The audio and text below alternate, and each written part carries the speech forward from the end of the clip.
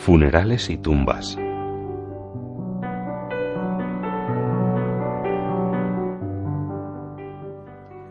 ¿Le han dicho algo las almas sobre los funerales? Sí, me han dicho que prefieren quedarse en su hogar durante un tiempo y no que las lleven a los fríos tanatorios de inmediato. Allí no se ora por ellas. Necesitan las oraciones que se hacen cuando todavía están en su casa, y si se les lleva con rapidez normalmente se descuidan estas oraciones. También pueden observar su propio funeral, como ya mencioné anteriormente. Pueden saber quién está rezando por ellas y quién está allí únicamente por estar. Escuchan lo que decimos aquí sobre ellas. Las lágrimas no les ayudan nada, son necesarias para nuestro consuelo, pero no para el de ellas. Los funerales deberían ser simples y llevarse a cabo con mucho amor en el corazón. ¿Hay algo que no aprobarían de los funerales actuales? No les gusta escuchar que se digan falsedades sobre ellas, aun cuando la verdad no siempre sea atractiva. Los elogios deben ser honestos, si es nuestro deseo ayudarlas en su viaje. La familia debería reconocer y confesar los pecados de esa alma y ofrecérselos en oración a Jesús, y a las almas no les gustan los funerales pomposos. No les gusta la cremación, ni que sus restos se donen o se vendan a la ciencia o a los hospitales. Es ridículo desparramar las cenizas desde aviones o tirarlas en el océano, y no le hace ningún bien a nadie.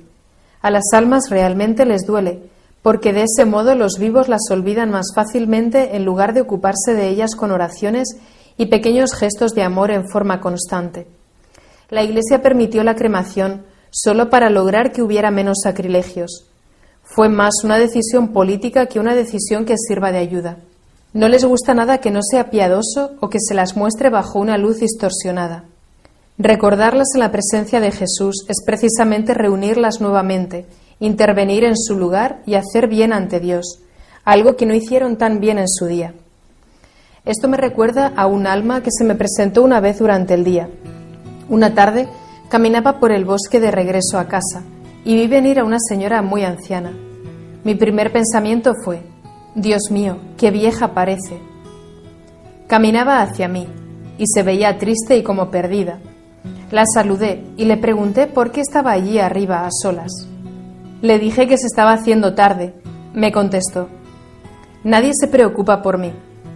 Nadie me invita a pasar a su casa y debo dormir en la calle. Pensé: debe tener las tuercas un poco flojas. Lo pensé un segundo y luego le ofrecí llevarla conmigo, sabiendo que si era una molestia no se quedaría por mucho tiempo. Puede venir conmigo, pero mi casa es pequeña. Es todo lo que tengo, pero es un techo y puedo darle de comer. Se alegró instantáneamente y dijo: eso era todo lo que necesitaba, y desapareció. Más tarde supe que ella, en algún momento de su vida, no había dejado entrar en su casa a alguien verdaderamente necesitado, y en consecuencia debía estar en el purgatorio hasta el día en que otra persona la dejara entrar. Ve usted, de esta forma compensé ese pecado y todo quedó reparado.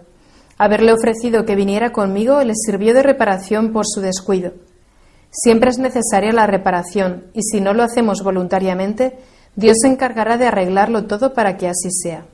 ¿Le han mencionado las almas alguna otra práctica de los tanatorios actuales que piensen que no es correcta? Al elegir un tanatorio, lo más seguro es escoger uno en el que sus trabajadores sean cristianos activos y que recen. Esto garantizará que nada no sagrado le ocurra a los restos terrenales de nuestros seres queridos. ¿Y han dicho algo acerca de cómo cuidar la tumba tras el funeral? Sí, también me han hablado al respecto, y esto es muy importante.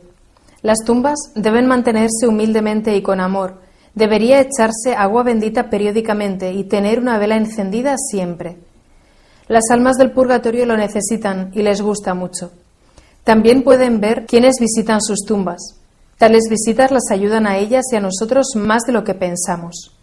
Hoy en día existen algunos cementerios donde por comodidad la placa conmemorativa se encuentra a ras del suelo para que las cortadoras de césped puedan pasar fácilmente por encima. Esto es pereza y falta de amor por parte de los familiares, y esas almas deberán sufrir más tiempo que si la familia se ocupara ella misma de cuidar el lugar donde descansa. Todo pequeño gesto las ayuda y ellas a cambio nos ayudan a nosotros, porque luego intervendrán cuando necesitemos protección o ayuda. Hasta un gesto pequeño como limpiar las ventanas por amor a ellas les hace tanto bien. ¿Y durante cuánto tiempo debemos cuidar las tumbas? Pienso que deberíamos hacerlo durante 3 generaciones por lo menos. Digo esto porque la Biblia dice que los pecados de los padres los expiamos durante 3 o 4 generaciones. Por eso nuestras oraciones deberían trascender las generaciones y no dirigirlas simplemente a los que conocimos personalmente. Es muy bueno enseñar a los niños a tener interés en sus abuelos y tatarabuelos. Esto hace tanto bien a todos. Les muestra un camino y una unidad. Creo que desorienta mucho el hecho de que en esta sociedad moderna muchas familias se preocupen únicamente por la búsqueda de más dinero, mejores oportunidades o una casa más grande. ¿Hasta qué punto sabemos que todos en algún momento deberemos volver al hogar? Entre comillas. Satanás divide a las familias en todas direcciones dentro de la misma generación y en las intermedias.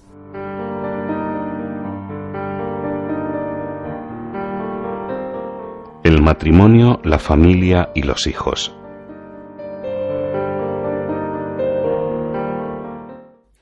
En un matrimonio donde la mujer sufre mucho a manos de su marido o viceversa, ¿está bien que uno deje al otro? Pueden hacerlo, pero ciertamente es mejor que no lo hagan. Deben ofrecérselo todo a Dios. Pero la línea que no se puede cruzar es la del maltrato físico, porque es Dios quien elige a los mártires, no nosotros. Desde una dimensión espiritual, ¿qué beneficios pueden obtener los que se casan por la Iglesia o una pareja que ni siquiera se casa? Tanto la bendición de Dios que se recibe al casarse como los votos matrimoniales, la misa de nupcias y el apoyo de todos los familiares, todo ello son gracias protectoras tan poderosas que la falta de alguna debilitará notablemente la fortaleza y la unidad de las parejas. Con la bendición de Dios y de la Iglesia, la relación se desarrolla de un modo mucho más sólido y, en consecuencia, más feliz que si no la hubiera. También tienen lugar cosas similares a lo que veo cuando me visitan las benditas ánimas del purgatorio y que podríamos llamar bilocación, o que un ángel tome la apariencia de uno de los esposos para darle un mensaje al otro. Él o ella verán o escucharán al otro y así recibirán palabras de protección o ayuda. Esto sucede con frecuencia y debe verse como un don maravilloso de Dios a una pareja santa. Ciertamente no sucede cuando se vive juntos en pecado. En esos casos la protección espiritual que tienen es mucho menor. Yo les aconsejaría a esas personas que se alejen del pecado cuanto antes y regresen a la protección de Dios. También es común que un cónyuge fallecido se acerque para acompañar al que aún vive en el momento de la muerte. ¡Qué gran felicidad será para ambos! El amor verdadero, generoso y bendito nunca, nunca muere. Sin embargo, esto sucede únicamente cuando Dios ha bendecido ese matrimonio y siempre está cerca de ellos en la oración y en sus actos de amor generoso. ¿Qué han dicho las almas del purgatorio sobre el divorcio? Han dicho que es uno de los mayores pecados contra Dios. Es algo que hace daño a todos y, por supuesto, sobre todo a los inocentes. Es nada más y nada menos que un asesinato espiritual, emocional y mental, cometido contra el mayor don que Dios nos ha dado, la capacidad de participar en la creación de la vida y de sus frutos, nuestros hijos. Ningún hijo de una familia divorciada crecerá tan plenamente como Dios lo había planeado. En este siglo, millones de veces más que antes, Satanás irrumpe dentro de las familias y dentro de los vientres de las mujeres, corrompiendo y destruyendo en pedazos los lazos sagrados que mantienen a las familias dentro del plan de Dios, corrompiendo y destruyendo en pedazos a los niños que Dios les ha dado. Para reparar por estos dos pecados es lo que las almas del purgatorio anuncian que llegará pronto y que causará una gran conmoción. Y en países como en los Estados Unidos, donde más del 50% de los matrimonios se rompen, Dios pronto hará algo para que esto cambie rápidamente. Se pondrá del lado de los humildes, de los inocentes, de quienes rezan y aman, y castigará al resto por sus interminables ofensas contra el amor. Las empresas, las organizaciones, los abogados, las iglesias, los médicos y psicólogos que mienten, confunden, conspiran, se enriquecen y de este modo distorsionan la verdad con el fin de continuar con la más terrible de las guerras, pronto experimentarán la cólera de Dios como nunca antes se ha conocido. Dios, ten piedad de aquellos que saben lo que están haciendo. Y nosotros tenemos el deber de informar a los que no lo saben qué es lo que están haciendo. ¿Le han dicho algo las benditas ánimas del purgatorio sobre los procesos de nulidad de los matrimonios? Sí, me han dicho que la Iglesia está otorgando demasiadas anulaciones. Son temas que deben examinarse en profundidad. Me temo que sea verdad hasta cierto punto, que aquellos con buenas conexiones y con dinero tienen un mayor acceso a las anulaciones, y difícilmente esto puede ser voluntad de Dios. Por supuesto que hay casos en los que se da coacción, o hay limitaciones emocionales u otras situaciones que invalidan realmente el matrimonio desde su inicio, pero son cuestiones serias que deben tratarse con mucho amor, pero también rigurosamente. María, ¿qué más podrían comunicar las benditas ánimas del purgatorio a sus familias? Pueden pedirle a un miembro de su familia que haga algo bueno que ella durante su vida no hizo o lo hizo mal. Y si siguen sus indicaciones, sus familiares le ayudarán a continuar su camino al cielo. Pueden advertirles para que eviten esto o aquello. Protegen a sus familias, las guían y les transmiten amor y seguridad de muchas maneras distintas. ¿Hay algo que las benditas ánimas del purgatorio no mencionarán nunca a sus familias? No dirán ni harán nada negativo, ni nada que suponga una crítica o un juicio de valor. Siempre se tratará de algo positivo, de ayuda, de protección y, por tanto, reparador. ¿Hay familias a las que las visiten sus parientes difuntos condenados en el infierno, pero sin que la familia sea atacada o acosada por ellos? Sí las hay, pero estas almas no piden nada por ellas porque se encuentran fuera de toda ayuda y de toda gracia. En esos casos solamente les recuerdan a sus familiares su propia condición y la existencia del infierno. ¿Le han dicho algo las benditas ánimas del purgatorio sobre el movimiento feminista? No en esos términos, excepto que ninguna mujer debería estar alrededor del altar. En la sociedad actual es bueno que compitan con los hombres en condiciones de igualdad, que tengan sus propias carreras, pero siempre y cuando la familia no quede ignorada y relegada. También en este tema, tanto las mujeres como los hombres cometen muchos pecados graves en la actualidad. Cuando se descuida a los hijos o al marido o a la mujer, se deberá sufrir mucho por ello luego. Definitivamente, este es uno de los pecados más serios que divide mucho. ¿Le han dicho algo las benditas ánimas del purgatorio sobre lo que se suele hacer con los abuelos en las sociedades occidentales? Me refiero a no tenerlos en casa y llevarlos a residencias de ancianos donde con frecuencia se les trata como un número más, o peor aún, donde en algunos lugares les drogan para que queden inconscientes y mueran pronto. No específicamente, pero ¿hace falta que nos aclaren algo sobre pecados tan grandes como los que cuenta? Son unos pecados enormes. ¿Con qué frecuencia son los abuelos quienes enseñan a rezar a los niños y en cuántas familias son los abuelos quienes unen a las diversas generaciones, debido a que están allí para compartir la sabiduría adquirida a lo largo de tantos años de experiencia? Echarlos de casa solo puede ser obra de Satanás. María, ¿crees que es un pecado que una madre no amamante a su hijo o que no lo abrace? Si se encuentra físicamente en condiciones de amamantar y prefiere no hacerlo por algún motivo egoísta, sí lo es. Y cuando no se abraza a los hijos, estos quedan paralizados emocionalmente al crecer. Por lo tanto, por supuesto que también es un pecado. ¿Qué es mejor, ser pobre con muchos hijos o rico con solamente 1 o 2 hijos? No debemos interferir en los planes de Dios con respecto a los hijos, y Él siempre enviará muchos a quienes entren dentro de sus planes. Conozco a mucha más gente plenamente feliz entre los pobres que entre los ricos, y conozco muchos casos de los dos tipos. Además, los ricos están más lastrados con los efectos de los pecados de sus ancestros. Viene a mí en busca de ayuda por este motivo más gente adinerada que pobre. Y esto no se debe a que los pobres no tengan posibilidad de venir, pues también lo hacen. Sin embargo, casi todos los gobiernos del mundo, como se demostró en las reuniones sobre población de El Cairo, hablan de la temible amenaza de la superpoblación. ¿Qué dice usted al respecto? Son tonterías y equivocaciones, fruto del egoísmo y montadas en su totalidad por los mismos bancos. De los 6.000 millones de habitantes de la Tierra en la actualidad, aproximadamente alrededor de un tercio se está muriendo de hambre, pero eso se debe únicamente a la avaricia de unos pocos. Existen estadísticas que prueban que el mundo podría alimentar a 50.000 millones de personas o más, si se distribuyeran con justicia la energía y la comida.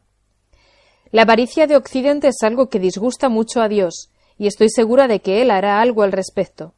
¿De quién son los niños que consumen 90 veces más que los niños de la India? ¿Y quiénes son los que se preocupan tanto de la superpoblación? La respuesta a estas dos preguntas es la misma: Occidente y sus bancos. La avaricia y un temor infundado a la pobreza hacen que mucha gente crea falsedades tan grandes y que las difunda y actúe en esa línea. ¿A qué edad debería poder dejar una madre a su hijo durante un periodo largo de tiempo a alguien que no sea de la familia?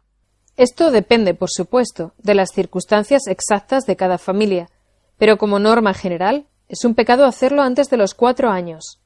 Las heridas que se reciben antes de esa edad son las más difíciles de curar porque se encuentran en lo más profundo del subconsciente. ¿Le han dicho algo las ánimas sobre el castigo físico a los hijos? Sí, lo han hecho, y por este asunto me atacó la revista alemana Der Spiegel hace un par de años.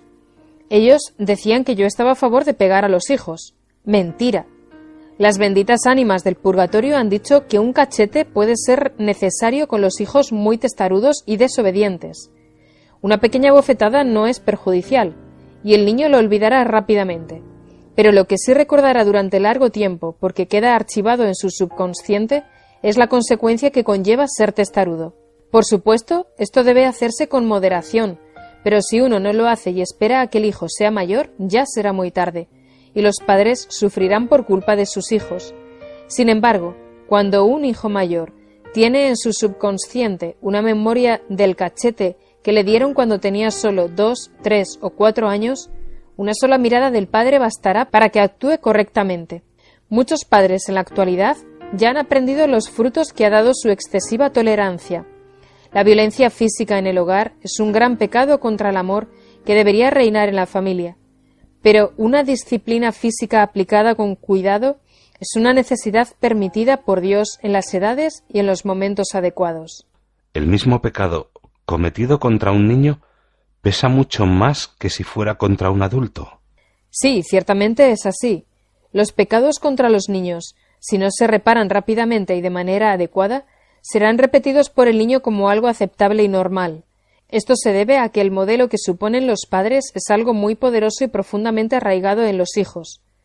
Un divorcio o un acto de violencia en el hogar, o que sean testigos de algo deshonesto, o de una infidelidad, o de insultos y calumnias, da igual de lo que se trate, podrá fácilmente causar reacciones idénticas entre sus descendientes.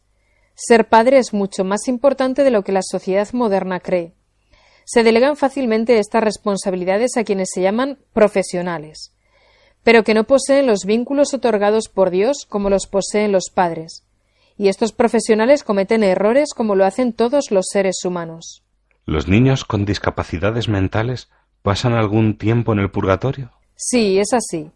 Pero por supuesto que su purgatorio es más leve que el de los niños sanos. Todo depende de lo que el niño pudo entender.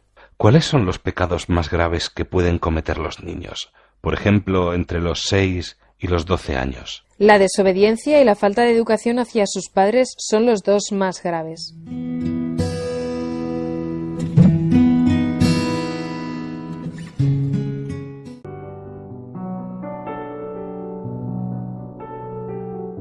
El matrimonio, la familia y los hijos. Muchos padres dicen que las familias cristianas son demasiado autoritarias con sus hijos. ¿Qué responde usted a este comentario? Los padres no deben ser nunca autoritarios, porque así lo que hacen es perder la autoridad, el afecto y el apoyo de sus hijos. Existen muchos padres autoritarios con sus hijos y no son cristianos. Por tanto, ese comentario no es realmente válido. Los padres que sean cristianos no deben ser autoritarios, sino tener, sobre todo, autoridad. Y las normas que se consideren necesarias en el hogar deberían ponerse desde muy temprano, cuando los hijos son pequeños. Más tarde, los padres deberían enseñar las verdades sobre Dios a sus hijos con mucho amor, y ellos deberían conocerlas antes. Ser siempre negativo diciendo no hagas esto, no hagas aquello, no es manera de ser cristiano. Los padres deben destacar constantemente lo positivo, lo que hay que hacer, y respaldarlo de inmediato con pruebas que ellos puedan comprender. Hay que decirles que de esas acciones saldrá el bien. Los padres deberían imitar la misericordia que Dios tiene con ellos, y mostrar siempre esa misma misericordia y bondad a sus hijos. Todos sabemos las obligaciones que tenemos dentro de la familia, sin la cual la sociedad no tiene ninguna posibilidad, pero ¿por qué tenemos también la obligación de ayudar a los de fuera de la propia familia? El término familia es relativo. Todos estamos relacionados de alguna manera. No importa lo que los científicos puedan decir en contra. Todos somos una familia y solo una familia. Sobre esto, un alma del purgatorio me dijo que quien no hace todo lo que puede para el bien de los demás no tiene derecho a la vida. En nuestra búsqueda de la justicia de Dios, creo que las cosas son más claras cuando miramos dentro de la unidad familiar, como normalmente la definimos. Así que tenemos la responsabilidad y la capacidad de ayudar tanto a nuestros tatarabuelos como a nuestros tataranietos. En el caso de los tatarabuelos debemos rezar y continuar haciendo nuestras buenas obras.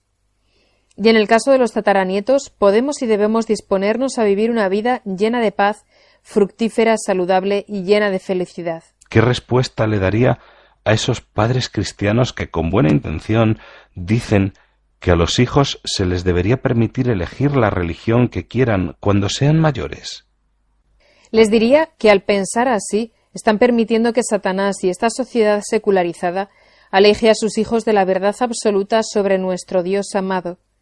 ¿Qué buen padre podría permitir que sus hijos elijan entre la comida sana nutritiva y una que les debilita lentamente y que acabaría envenenándolos y matándolos? ¿Qué padre permitiría voluntariamente que sus hijos vivan sin amor y sin cariño? Los padres que dicen o hacen esto nunca, pero nunca han rezado o no se han preocupado de hacer crecer su propia bondad. Con esto se está ignorando a Dios, lo que le hace sufrir mucho. Usted ha dicho que hay niños en el purgatorio. ¿También se le han aparecido? Sí, también se me han aparecido niños. Los hay de todas las edades, a partir de los 4 años. Como sabe, los niños tienen una conciencia más fina que la mayoría de los adultos. Tan pronto como conocen la diferencia entre el bien y el mal, asumen su responsabilidad. Generalmente se enseña que la línea se encuentra en la edad de la razón. Están equivocados, en realidad es la edad de la conciencia. Es muy importante, por ejemplo, que si un niño está muy enfermo y en probable peligro de muerte y solicita a un sacerdote para confesarse, respetar su solicitud y llevarla a cabo. Sé que no suele ser así y es un serio error de los adultos responsables de ese niño. Conocí a un niño de 4 años y medio que insistía en confesarse de un pecado y tenía muy claro el mal que había cometido. Me parece que usted tiene un especial amor y cariño por los niños. Digo esto porque he oído que da clases a los niños pequeños aquí en su pueblo. Sí, tengo a muchos niños alrededor desde hace mucho tiempo. Les enseño el catecismo. ¿Qué más han dicho las benditas ánimas del purgatorio sobre lo que debe hacer y no debe hacerse en las escuelas? Han dicho que no debería impartirse educación sexual en las escuelas. Son los padres los que deberían tratar estos temas con sus hijos una vez que comienzan a hacer preguntas. Es algo que debería quedar bajo el criterio y el cuidado de los padres, porque los hijos aprenden el verdadero amor, el que permanece solo de sus padres. Hoy en día se ha delegado demasiado en manos de diversos organismos públicos a quienes no les corresponde enseñar cuestiones espirituales en las que el amor y el sexo son facetas importantes. Los profesores no creyentes deben mantenerse al margen de la santidad de la unidad familiar. En este asunto la televisión hace mucho daño hoy en día. Muestran el amor como un simple producto para consumir y desechar. Esto es una gran distorsión y por tanto un pecado grave contra el verdadero amor y contra Dios mismo. ¿Se le han aparecido almas que practicaron desviaciones sexuales? Sí, y deben sufrir mucho. ¿Qué deberían hacer los padres para formar la conciencia de sus hijos? El buen ejemplo es lo más importante. Luego, rezar mucho por ellos y con ellos. Bendecirlos a menudo, eso vale mucho. Y luego, darles una buena educación. Lo más importante es lo que reciben antes de ir al colegio. Jesús nos dijo que dejemos que se acerquen los niños a Él y que no se lo impidamos. Usted dice que la han visitado algunos niños del purgatorio. ¿Podría contarme acerca de uno o dos de estos casos? Una niña de 11 años se presentó una vez y me dijo que había apagado una vela en un cementerio y que se había llevado un poco de cera para jugar. Ella sabía que no debía hacer eso, y por lo tanto estuvo en el purgatorio durante un tiempo. Me pidió que encendiera 2 velas benditas y que soportara lo que fuera necesario para su liberación. Otra vez, una niña mucho más pequeña vino a mí, porque en Navidad le habían regalado a ella y su hermana melliza una muñeca con carrito a cada una, y su madre les había dicho que las cuidaran mucho. A esta niña en concreto se le había roto la suya, y para que no la pillaran, cambió en secreto su muñeca con la de su hermana, que estaba bien. Esto es lo que tenía que reparar en el purgatorio, pero por supuesto yo recé y la ayudé en su camino. Otro caso, pero aquí hay más mensaje que simplemente que los niños van también al purgatorio. Había 2 familias que vivían una justo al lado de la otra. Una tenía dinero, la otra era relativamente pobre. Un día, la niña pequeña de la familia adinerada le dijo a su madre que quería regalar toda su ropa y todos sus preciosos juguetes a la vecina pobre. Su madre obviamente se sorprendió y le preguntó por qué quería hacer tal cosa. La respuesta de su hija fue que de esa forma podría ir siempre allí a jugar con la otra pequeña. Su madre respondió que la otra niña también podía venir a su casa a jugar. No, no, insistió, debo hacerlo, lo haré. Los padres hicieron todo lo posible para que cambiara de opinión, pero no tuvieron ningún éxito. Finalmente le dijeron, está bien, ve y hazlo, pero no esperes que volvamos a comprarte otra vez toda la ropa y los juguetes. Bueno, no hay problema, dijo la niña, y entregó a su vecina sus juguetes y su ropa. 2 días después, la niña salió corriendo por la puerta de casa sin mirar y murió atropellada por un automóvil. Sus padres, que estaban sufriendo terriblemente, vinieron a mí para preguntar por qué había sucedido eso. Accedí a preguntarle las benditas ánimas del purgatorio al respecto, y pronto me llegó la respuesta. Fue la siguiente. El sufrimiento por la muerte de su hija les ha garantizado que uno de sus hijos no acabaría definitivamente perdido. Por tanto, la muerte de la niña fue una reparación por adelantado por algo que Dios había visto que sucedería. Dios es un Dios que nos ama mucho, y ahora ambos niños, y no solo uno de ellos, estarán pronto con Él.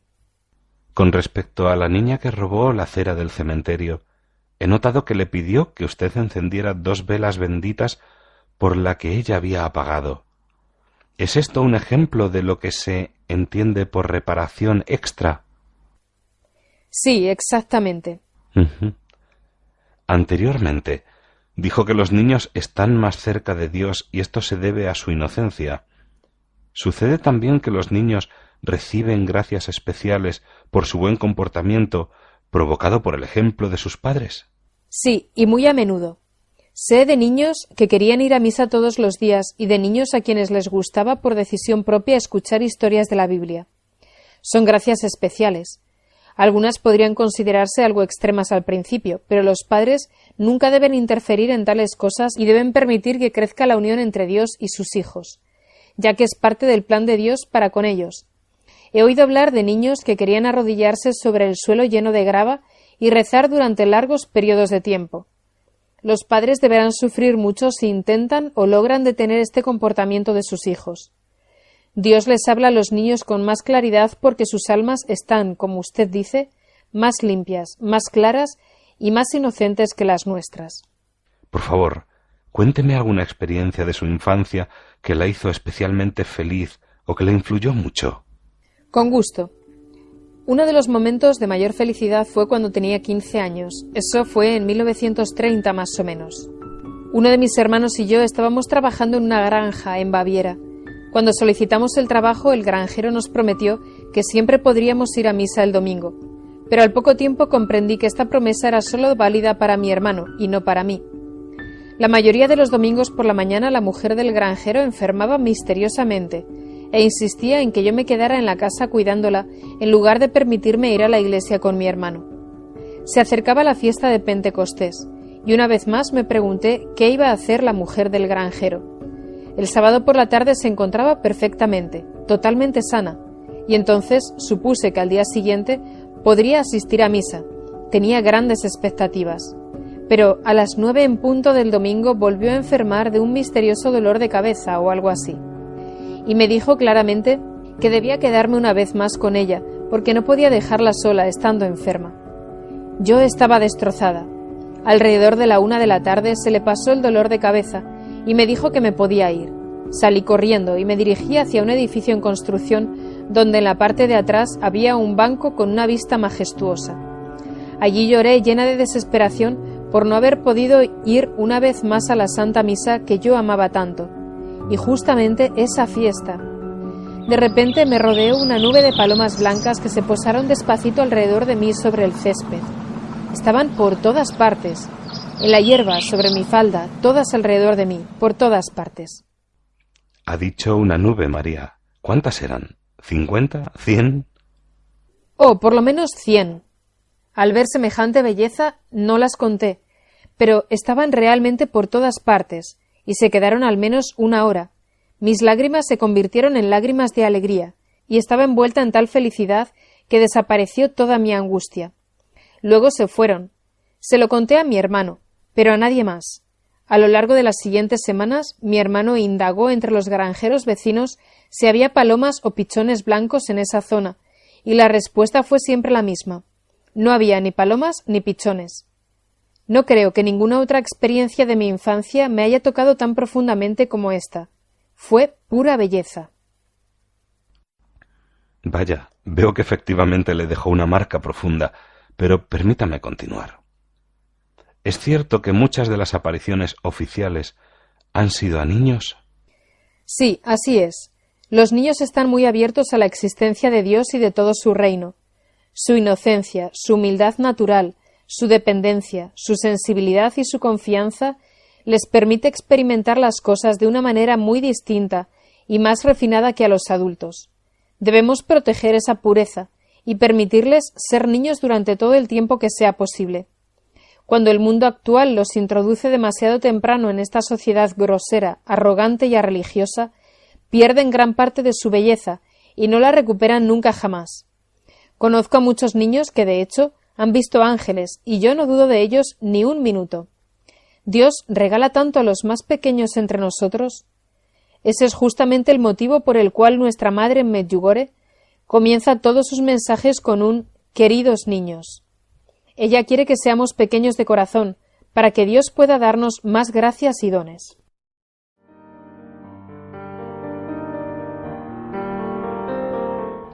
Trabajo y dinero.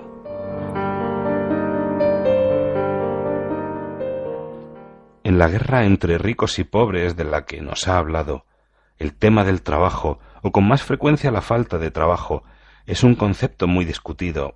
Permítame hacerle unas pocas preguntas simples sobre el trabajo y el dinero. ¿O prefiere primero decir algo acerca de estos temas? La guerra más grande en la actualidad, después de la guerra contra los niños inocentes y la estructura familiar, es entre los ricos y los pobres. Los masones están detrás de este movimiento con el objetivo de crear una moneda mundial y un gobierno mundial, el denominado Nuevo Orden Mundial y la Nueva Era. Este gobierno mundial dedicará todas sus energías a destruir a la Iglesia. Hasta la horrorosa guerra de los Balcanes, en este preciso momento, está siendo financiada por los masones, y no debería sorprendernos a estas alturas por qué escogió nuestra madre aparecerse allí aproximadamente 10 años antes de que nadie supiera que estallaría esta guerra, como finalmente sucedió. El Banco Mundial, las Naciones Unidas, la Unión Europea y la Cruz Roja Internacional también están detrás de todo esto, y a pesar de todas las apariencias no están trabajando por el bien del mundo. Además, detrás de todo ello se encuentra la red de bancos dirigidos por los masones y otras sociedades secretas sobre las cuales la gran mayoría de la población no sabe prácticamente nada. La codicia y el miedo de las personas a la pobreza permiten que se entreguen al diablo los fondos con los cuales intentará, pero al final fracasará, aplastar a la Iglesia y de esta forma a Dios. Será en este preciso momento cuando Nuestra Señora y sus seguidores obtendrán la victoria, aun si las cosas no lo parecen hasta el último momento. Ha mencionado en varias ocasiones la codicia de Occidente en la actualidad y ha dicho que Dios establecerá una severa reparación a Occidente por este motivo. ¿Quiere decir que los lugares donde se concentra la codicia, donde proliferan esos bancos de los que habla, sufrirán más que las áreas en las que se vive humildemente? Sí, creo que será así. Entonces, usted recomienda a las personas que se vayan de esos lugares y busquen entornos más humildes. Lo que yo recomiendo es que se vuelva a Dios y a la oración. Dios desea que seamos humildes para que Él pueda ayudarnos. Así, al hacer oración, nos inspirará qué hacer. El modo de vida de los ricos les lleva a beneficiarse siempre de su riqueza. Con frecuencia se le llama vivir de las rentas, gastando solo de los intereses de su dinero. Así muchos viven hoy de la especulación, de los cambios de interés de las divisas, etc. ¿Son estas actividades o estilos de vida parte de la voluntad de Dios? Por supuesto que no. Dios desea que los ricos compartan lo que tienen con los pobres y que hagan buenas obras para ellos y no se sienten sobre su riqueza. Las personas que se dedican a estas actividades deberán hacer mucho para adaptarse durante los próximos años y debemos rezar para que el Espíritu Santo los ilumine lo más pronto posible. Y las personas que ya se han dado cuenta de que este sistema no proviene de Dios, ¿qué les recomendaría que hicieran con los fondos que han acumulado si ahora desearan utilizarlos de acuerdo a la voluntad de Dios? Que hagan cosas buenas con ellos ahora, porque luego no los tendrán y no harán ningún bien a nadie.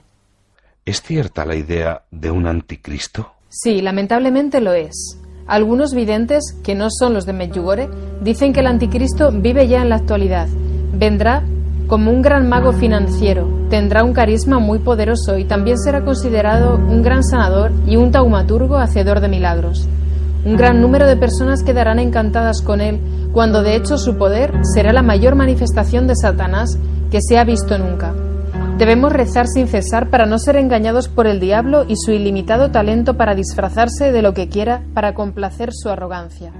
Cuando alguien presta dinero, ¿puede luego exigir el pago de los intereses? De acuerdo a Dios, no. Deberíamos prestarlo por amor al prójimo y no para enriquecernos. Solo debemos ganar dinero con nuestro trabajo. Usted dice que vendrá un tiempo de paz, pero solo después de que ocurra algo muy grande para la conversión de la humanidad. ¿Esta época de paz incluirá también una completa redistribución de las riquezas? Sí, así es. Usted también dice que junto a este gran acontecimiento se dará un colapso financiero mundial antes de poder disfrutar la época de paz. ¿Cómo podríamos prepararnos del modo más fácil para estos dos cambios, que serán, si lo he entendido correctamente, enormes? Sí, eran enormes. Las personas deben volver a Dios ahora y entregarse completamente a Él. Si lo hacen, los cambios que van a llegar serán más fáciles de soportar para todos nosotros. ¿Ha oído hablar de la organización de la Iglesia llamado Prelatura del Opus Dei, en la que parte de la vocación de cada miembro es la santificación del trabajo ordinario? Y si es así, ¿sabe si es buena y, como usted dice, proviene de Dios? Sí, la conozco y proviene de Dios.